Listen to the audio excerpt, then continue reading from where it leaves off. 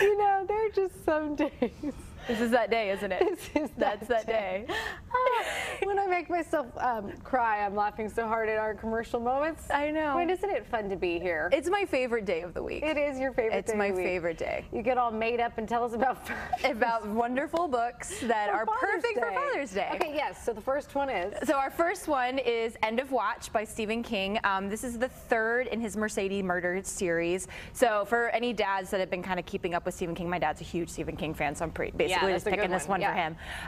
They'll get to have the final chapter that we've been following with Mr. Mercedes and Finders Keepers. So it's a perfect read if you want to just... Can't go wrong with that one. No. Stephen King always gets it right. Absolutely. Okay, so, second one? Sticking with our famous fathers, we've got Daddy Stop Talking, which is by Adam Carolla. Oh, I should read that. This is perfect. It's all about the weird stuff that his kids say to him, but also his own sort of parenting advice, ways that he engages his children outside of like their phones and their television, and kind of keeps them entertained and you know, I say that often, Daddy, because you know, like it's that weird thing when you're married and you're talking and their father, and you call, you know, Daddy, Mommy, and you're actually talking down to each other. It's so weird.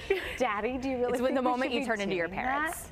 Boy, it's happening fast. All right. And so our last one, another famous father, we've got Bob Dylan. He wrote a children's book called If Not For You, and it's about a Papa Dad and his baby, and they were just kind of walking around. But what I loved about this is that Bob Dylan also wrote music that goes along with it. So you can get the book and then as well get the audiobook that has all the music. I love that. And they say music stimulates a child's brain in a different way than the book, so you kind of push it together. So you put them together and it's a really good pair. Voila. I love that. Thank you, Gwen. Thanks for joining our Hot Mess Madness. It's been such a We should call it delight.